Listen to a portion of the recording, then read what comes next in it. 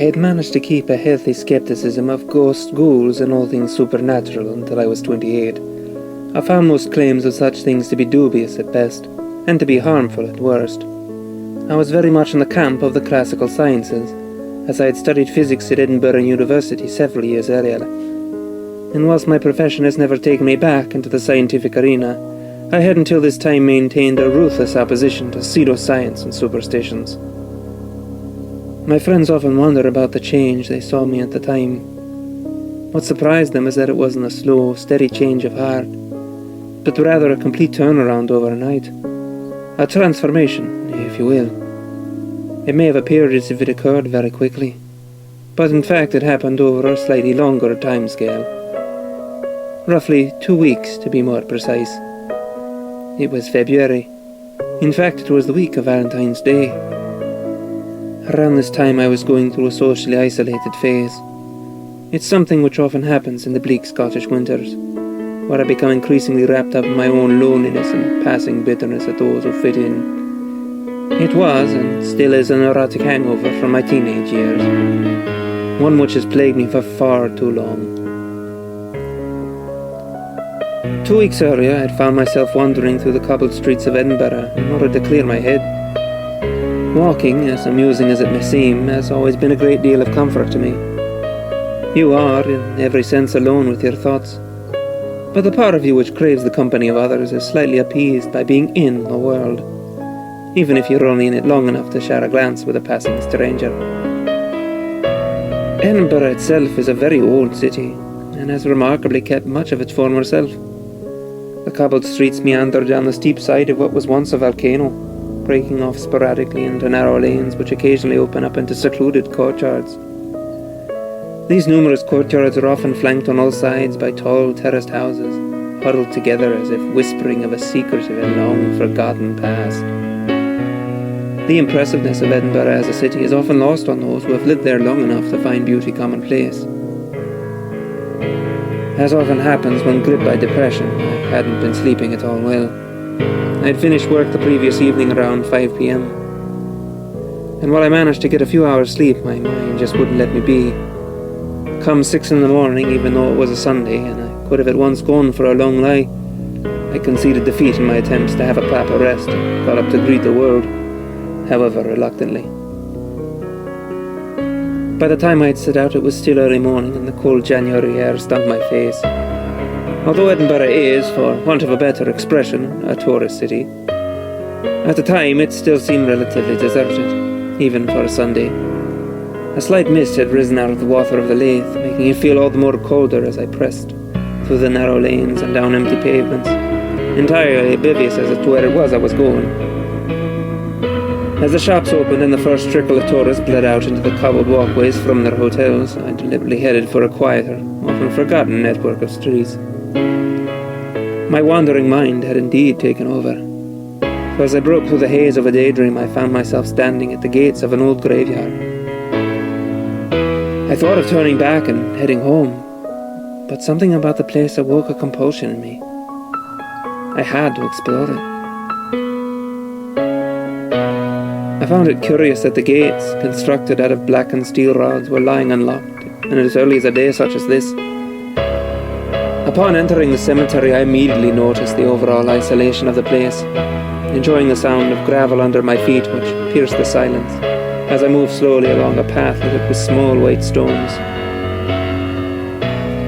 It wasn't a large graveyard by any means. It seemed to consist of only 2 separate plots, with the older graves at the front bordering the fence and gate, filing backwards up onto a diminutive nearby hill where the most recently deceased residents lay.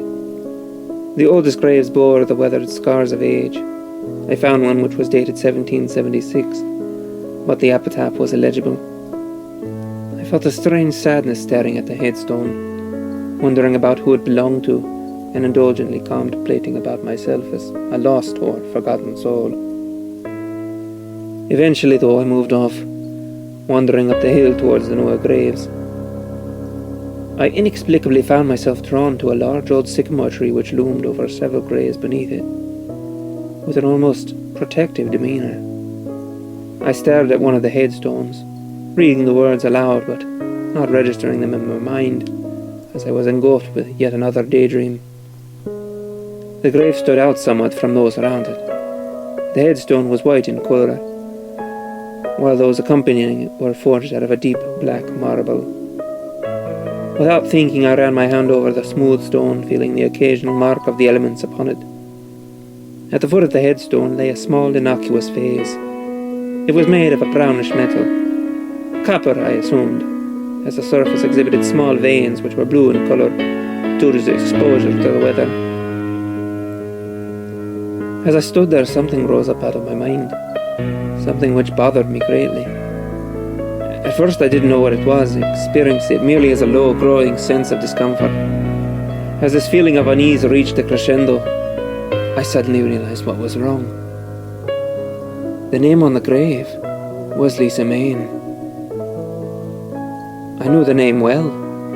Everyone in the local area did. I had known her when I was growing up, as we'd gone to the same school together. She was someone that I'd always watched from afar, full of life and exuberance, whilst I was shy, reclusive, and reserved. I possessed that intense infatuation and desire for her which only a first love could possibly produce. The words on her headstone came into sharp focus. Age 15. I was suddenly overcome with a tremendous sense of grief and loss, one which took me entirely by surprise, so much so that I had to leave the place, as I could no longer bear it. As someone who prides himself on being level-headed and immune to flights of fancy, I could not shake the profound unease which often comes with outrageous coincidence. I exited the graveyard as quickly as I could, and headed home, ignoring the now cluttered Edinburgh streets, and I didn't look back. Over the following few days or so, I became more and more preoccupied. I was overworked and was having trouble sleeping, but that wasn't unusual for me.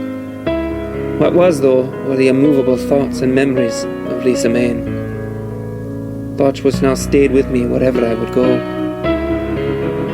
I had been terribly affected by her death, as we were only 15 years old at the time, but that was over a decade ago, and I had not thought of her for many years. It was as if seeing this gravestone had awoken a sense of loss, a sense of pain, which I had managed to bury so far deep inside of myself that even I persuaded myself to forget it. A cacophony of memories now haunted me, both beautiful and terrifying. At any one moment I would be exhilarated by the thought of her smile, her hair, her kindness, and at the very next engulfed by despair at the image of her lying under 6 feet of earth, cold and alone. Once so full of life, now nothing more than a husk, which had long ago housed that beautiful soul. If I had told anyone about how I felt, they would have called me overly emotional or sentimental. For the fact remained, I barely knew Lisa.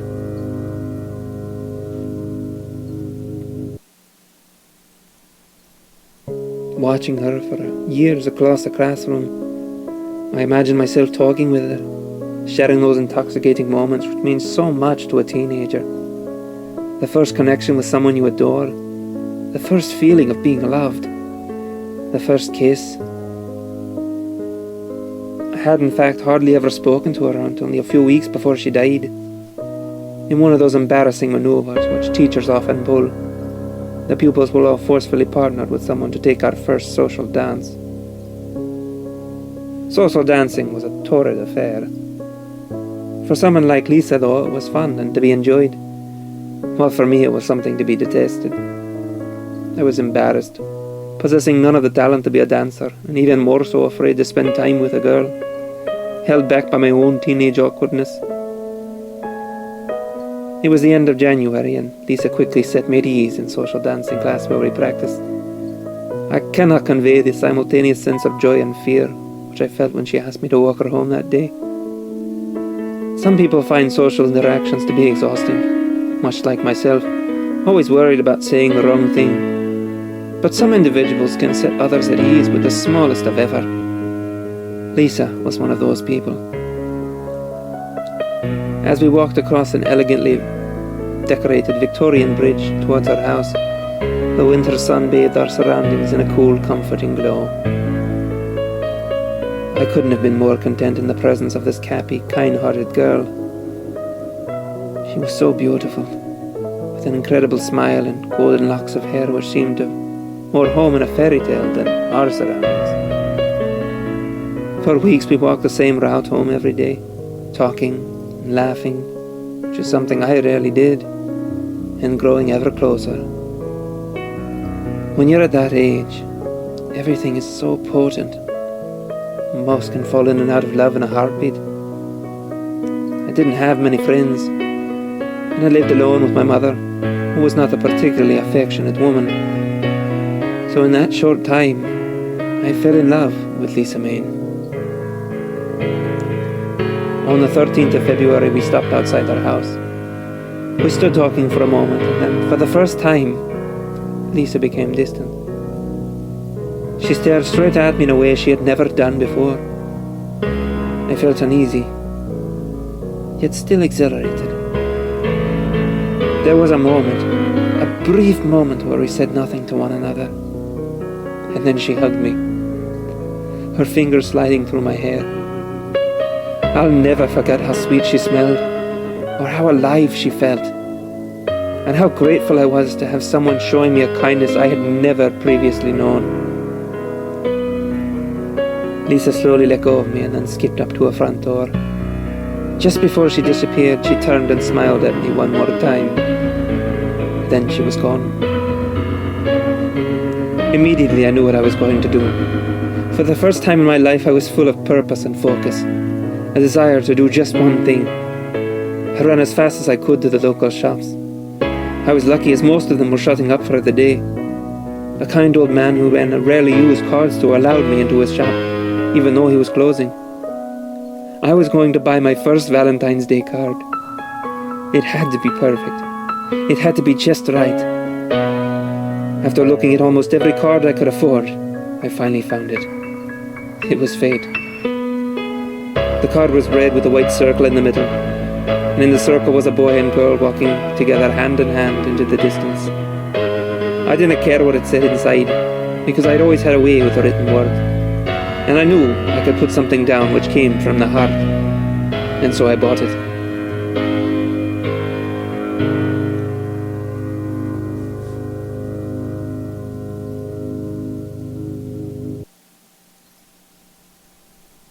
And after leaving the card shop, I went straight into my local newsagent's. I had kept aside my last £2 my mother gave me in allowance to buy my lunch at school every week. And I knew she wouldn't give me any more should I spend it. But despite it meaning I would have to go for the next few days without lunch, I bought a box of chocolates to accompany the card. I rushed home, walking straight past my mother, who barely greeted me. I grabbed a pair of scissors from the kitchen and went upstairs. I knew it would get me into an unbelievable amount of trouble, but I didn't care. I cut a slither of material from the red curtains hanging in my mother's room and tied the makeshift ribbon around the box of chocolates. In my mind, at least, it looked like a proper Valentine's gift. I wrote in the card explaining how I felt about Lisa and how much those walks home had meant to me. I signed and sealed it and slid it under the ribbon so that it sat nicely with the chocolates. I waited for the next day, and it came all too slowly. The 14th of February. I'll never forget the excitement of getting ready for school. I took one last look at the chocolates and card before slipping them into my bag. I think I made it a little too obvious, though, that I was carrying something important and delicate, as I cradled the whole bag in my arms for most of the day.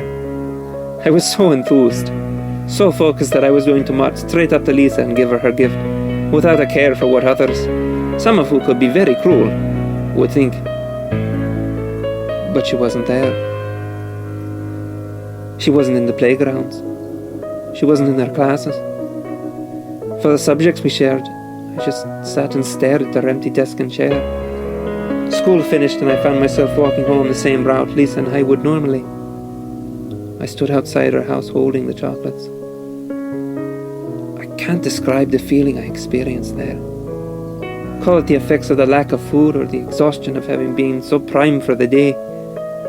but anxiety took me, and as a result I couldn't bring myself to knock on her door, so I just went home, dejected.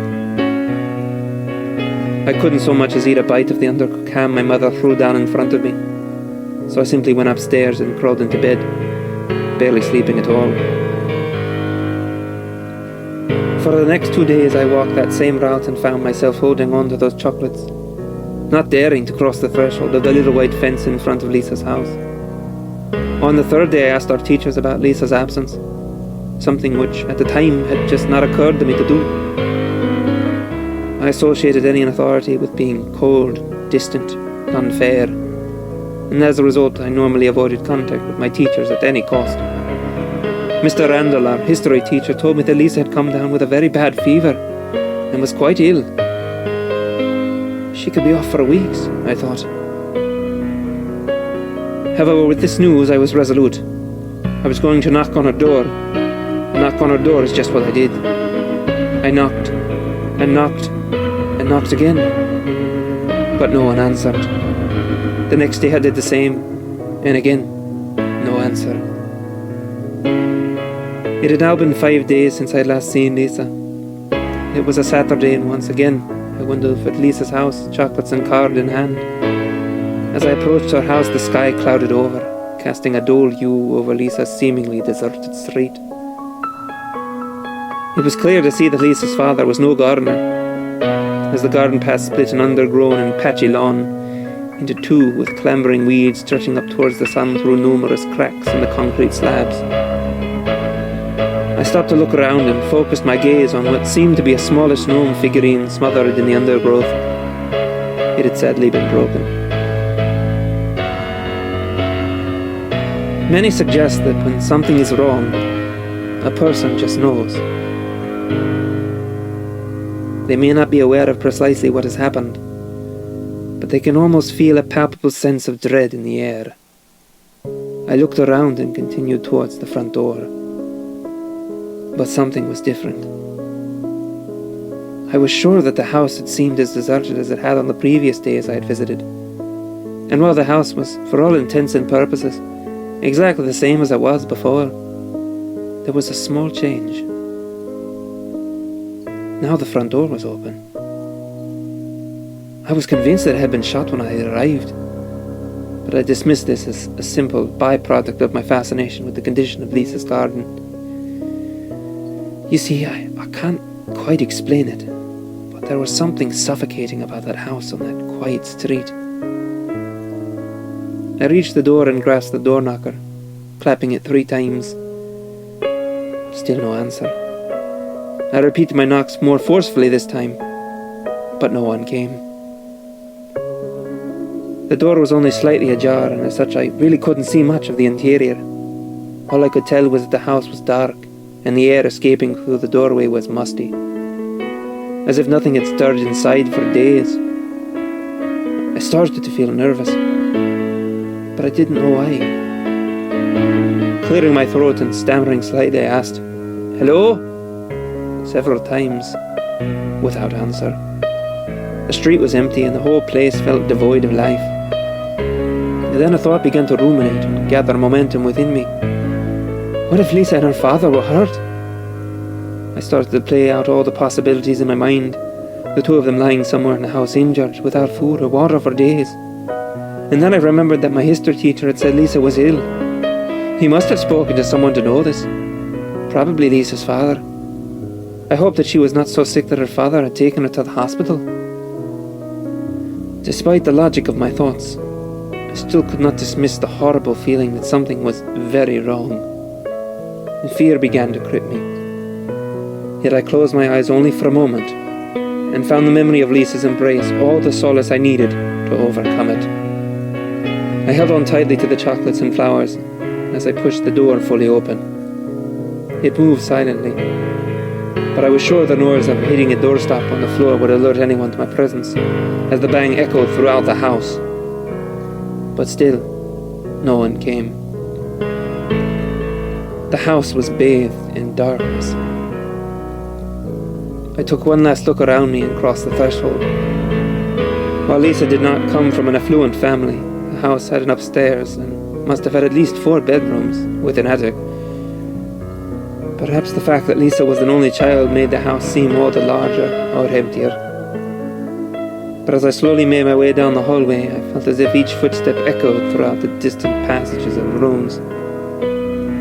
Beginning with the living room on the ground floor, I moved from room to room, occasionally asking if anyone could hear me. But I quickly became aware that I was only talking to myself. The air was stiflingly hot, and running my hand across the radiator, I realized that the boiler must have been on for quite some time. As I moved into the kitchen at the rear of the house, I heard something. It was almost a rhythmic, dull thud. I couldn't identify what it was, but I knew it was coming from somewhere upstairs. I left the kitchen, which I was glad to do as it was filled with the smell of rotting food, and walked to the foot of the stairs. The staircase was quite narrow and ran along the inside of a wall. At the top of the stairs was a landing which curved round the left and led into another set of rooms. The dull thudding was now more pronounced, and I slowly climbed the stairs, with the same fear which had gripped me at the door had returned once more. The realization of wandering into someone's house uninvited came to fore. Stopping for a moment, I closed my eyes again and thought of Lisa, and continued on.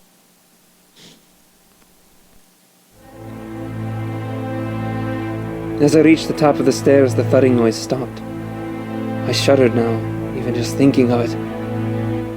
There were 3 doors leading to another bedrooms, and leading to a bathroom which I could already see was empty. The door to the first bedroom lay open. I peered in slowly, almost expecting to find someone there, but there was no one. It was Lisa's father's room, neat and organized, with almost no objects of any note. The only curiosity was that the curtains were not drawn. The door to the second room was closed. Again, I was overcome with a sense of intrusion. I was walking around inside someone else's house without invitation. In effect, I was a trespasser. I knocked on the door quietly, waiting for a moment until I realized the room must be empty, and turned the brass handle on the door, and it opened. As I pushed open the door, it creaked and then suddenly stopped. After only a few inches of movement, there was something behind the door. I pulled it towards me and then pushed again, but no luck. With each attempt, the wooden door bashed off of something. I suddenly became aware of the noise, as I was making each attempt echo throughout the house. It wasn't dissimilar to the thudding I had heard before. I tried one more time, pushing against the obstacle as hard as I could. No luck. I was about to give up and move on to the next door when I saw what was blocking my entrance. I will never forget the cold, glassy stare on the face, which seemed to be peeking out from behind the bottom of the door. The skin a pallid grey, a few retreating locks of hair covering an otherwise balding head, with globules of sweat congealed under. Most of its features were obscured by the door. The only visible eye still stared, clouded and covered in shadow. I didn't scream because I quickly realized it wasn't the face. Not only was it the face of Lisa's father, but that he was very much dead. I felt numb. But looking back, I realized I handled the situation much more calmly than many of my age would have. But then I didn't have a strange fascination for such things, reading many accounts of quite a horrific death scene. I stared myself for a moment, and then was composed, and then instantly turned to thoughts of Lisa and where she might be. Was she in the same room? Was she in the attic? All I could hope for was that she was okay. But then something happened. An event to which this day I have repressed, ignored and avoided as much as I possibly could. Something which shook me to my very core. Something which I have never told a soul. The face staring up at me through that gloom-filled gap in the doorway moved. At first it was only slight and I disregarded as effect of shock. But then it moved again. Suddenly the door began to shake violently as if being punched and kicked by the body lying behind it, The head turns upward and a cracking of rigor mortis from the neck struggled against each sharp and vicious movement. A putrid gurgling sound gasped out, enraged from deep within its bloated throat. I closed my eyes. I was sure it wasn't real. And then the banging stopped, and the house fell once again into silence. I let out a sigh of relief and opened my eyes once more. What I saw I can barely describe now. The face had moved upwards from behind the door to be eye level with mine. The door shook and rattled under the strain as its venomous attacker tried to claw and batter its way through. Finally the face pushed and squeezed through the gap in the door, revealing its repulsively loathsome features in their entirety. Dead, swollen with clotted blood, gasping relentlessly for air, all the time staring straight at me through hate-filled eyes with lips pulled back over teeth gritted together, grinding against one another in wretched hatred. I do not remember much of what took place after that, and perhaps for that I am glad. I do know that I escaped, and I know that I ran home crying and confused, babbling like a madman. I also know one more thing. While the memory has been pushed so deep inside that I could barely recognize it, I know whatever was in that room slipped through the gap in that doorway, slipped through and grabbed me. How I escaped, I do not know.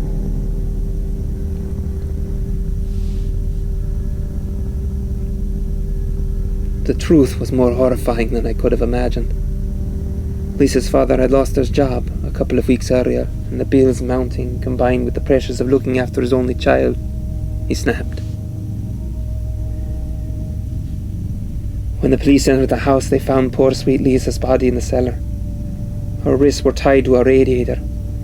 She had been strangled to death. After killing his daughter, Lisa's father went upstairs and hanged himself in her room. After a few days of hanging there, the cord he used to choke himself seemed to have snapped. The police found his body slumped behind the bedroom door, and the door was open.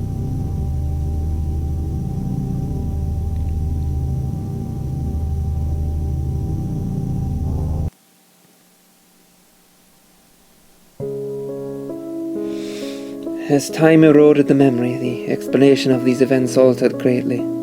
Through my years of study at school and in university, I read of psychological pressures and how trauma could bring about vivid hallucinations.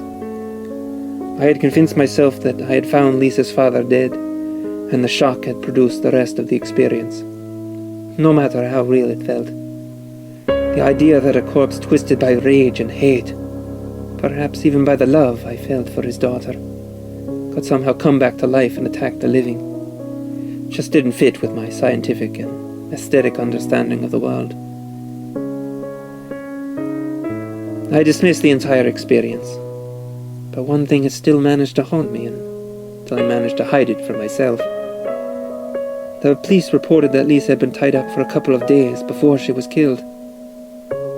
The date of her death was recorded as the 15th of February.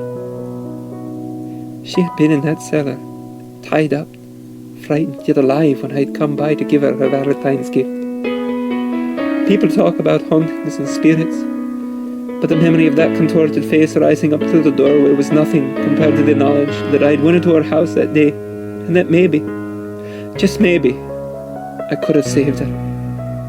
Yes, I was a child, but I could have done something. I grew up, but I never felt that love again. That feeling of being connected to another human being. I then developed an unhealthy attachment to my own company and found myself more interested in burying my head in textbooks than perhaps meeting others or even falling in love. The friends that I did have were never that close to me, nor did they ever truly understand who I was. Seeing Lisa's grave had brought it all flooding back to me. Those stolen moments, that thing in the house, and her death. The funny thing is that all those memories, both traumatic and precious, the one that thought would not leave me was of the Valentine gift that I never gave. Well, I still hope that the dead thing in Lisa's house was of my own imagination, and that the world was still very much material, lacking in the spiritual. I still felt the need to rectify this.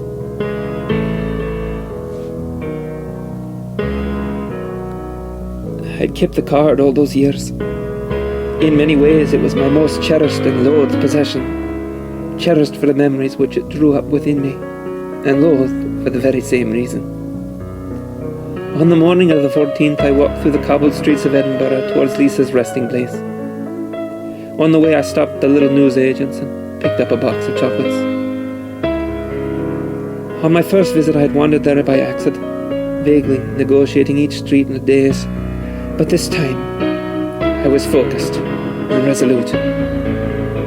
Sentiment is a curious thing. It had encouraged me to keep not only the card, but also the ribbon I had made for the chocolates. When I entered the graveyard, I gazed up towards the lonely hill where she lay. I felt hesitant, not only because I didn't want to leave gifts by her graveside, but more so because I didn't know the extent to which the feelings of remorse, sadness and bitter nostalgia would overcome me again. Nevertheless, I took a moment and then made my way up towards the widened path, up towards the hill, towards her. There I stood. The sun was still relatively low in the sky and it cast long, contorted and exaggerated shadows over everything. After standing there for what seemed like an age, I pulled out the ribbon, tied it carefully around the box, and then placed the chocolates and the card against the cold headstone. I don't know if I said anything. At the time, I probably didn't, as I was still convinced that she was there to hear me. That once your loved ones pass away, that they are gone forever. That death is the end. I do know that I cried. I cried like I hadn't since I was a child. I fell to my knees and buried my heads in my hand. I was inconsolable. Those moments of utter sadness, utter despair at the cruelness of life and what it had done to beautiful Lisa, were the last I had as a true skeptic. For as I knelt there, for the wind blew gently through the graveyard, gently caressing those stone markers of loss and those who attended them. I had heard and read about people having a religious or spiritual experience, and while I cannot truly accept others' testimonies, I can say that what I felt at that moment was profound, an achingly beautiful feeling of companionship and love. I looked around. No one was there, but I felt as though someone was. I tried to shake the feeling off as my mind simply playing tricks on me, but no matter how much I tried to stick to that interpretation of the events, I simply couldn't do it. That feeling shared a twin emotion. I had only ever once felt that way before, when Lisa hugged me the last time I saw her. As the sensation washed over me, I realized I had truly been searching for that same feeling again, but I had never found it until that moment. I stood up and wiped my eyes and touched the gravestone as if to say my final goodbye. I walked to the graveyard entrance with a smile which stretched from ear to ear, something that anyone who knows me would tell you is extremely unusual. When I reached the gate, I glanced once more at that hill, which for me was no longer a sight of loneliness, but one of love and friendship. The second and last time I can say I've ever seen a ghost was at that moment. For standing up on the hill beside Lisa's grave was the blurry image of a young girl in a pink social dancing dress. I didn't run to the grave because I knew I didn't have to. She waved slowly at me and then disappeared behind her gravestone. As I walked home, I felt full, joyful, and exuberant. It's almost impossible to describe the experience by the graveside. Perhaps completeness will do for now, but even that cannot convey it. Friends still wonder what happened to me around that time. The truth is, I found something I didn't know that was missing. Some reading this may think that I found my faith, but it was not that at all. What I found that day was companionship and acceptance from the only person I had ever truly loved. I knew from that day onwards that the world was a far more mysterious and wonderful place than I could have ever possibly imagined. I knew that I would never fear being alone. For when I go wandering through the streets of Edinburgh and find myself on a quiet stretch of road, I smile to myself, knowing that if I listen carefully, I can hear the footsteps of Lisa, the girl that I loved so dearly when I was a child, walking with me wherever I may go.